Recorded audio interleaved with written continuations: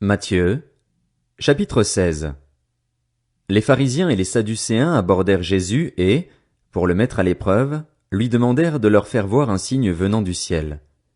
Jésus leur répondit, « Le soir, vous dites, il fera beau, car le ciel est rouge, et le matin, il y aura de l'orage aujourd'hui, car le ciel est d'un rouge sombre.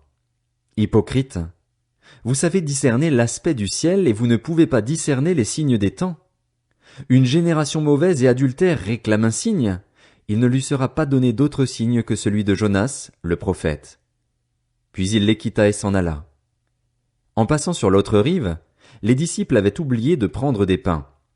Jésus leur dit, « Attention, méfiez-vous du levain des pharisiens et des sadducéens. » Les disciples raisonnaient en eux-mêmes et disaient, « C'est parce que nous n'avons pas pris de pain. » Jésus, le sachant, leur dit, « Hommes de peu de foi, pourquoi raisonnez-vous en vous-même sur le fait que vous n'avez pas pris de pain? Ne comprenez-vous pas encore et ne vous rappelez-vous plus les 5 pains des 5000 hommes et combien de paniers vous avez emportés? Ni les 7 pains des 4000 hommes et combien de corbeilles vous avez emportés? Comment ne comprenez-vous pas que ce n'est pas de pain que je vous ai parlé? Méfiez-vous du levain des pharisiens et des sadducéens. » Alors ils comprirent que ce n'était pas du levain du pain qu'il leur avait dit de se méfier, mais de l'enseignement des pharisiens et des sadducéens. Jésus arriva dans le territoire de Césarée de Philippe. Il demanda à ses disciples, « Qui suis-je, d'après les hommes, moi le Fils de l'homme ?»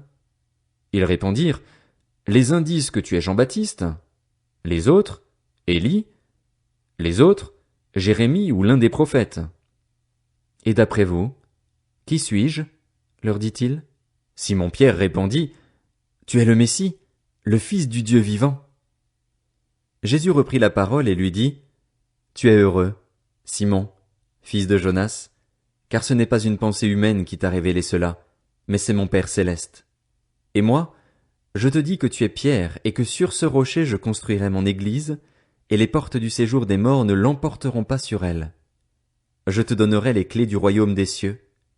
Ce que tu lieras sur la terre aura été lié au ciel, et ce que tu délieras sur la terre aura été délié au ciel. » Alors il ordonna aux disciples de ne dire à personne qu'il était le Messie.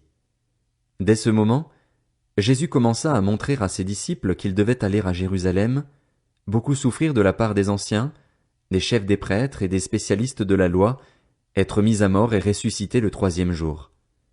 Alors Pierre le prit à part et se mit à le reprendre en disant, « Que Dieu t'en garde, Seigneur, cela ne t'arrivera pas. » Mais Jésus se retourna et dit à Pierre, « Arrière, Satan, tu es un piège pour moi, car tes pensées ne sont pas les pensées de Dieu, mais celles des hommes. » Alors Jésus dit à ses disciples, « Si quelqu'un veut être mon disciple, qu'il renonce à lui-même, qu'il se charge de sa croix et qu'il me suive.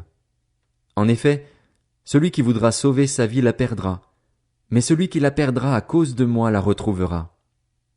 Que servira-t-il à un homme de gagner le monde entier s'il perd son âme? Ou que pourra donner un homme en échange de son âme? En effet, le Fils de l'homme va venir dans la gloire de son Père, avec ses anges, et alors il traitera chacun conformément à sa manière d'agir. Je vous le dis en vérité, quelques-uns de ceux qui sont ici ne mourront pas avant d'avoir vu le Fils de l'homme venir dans son règne.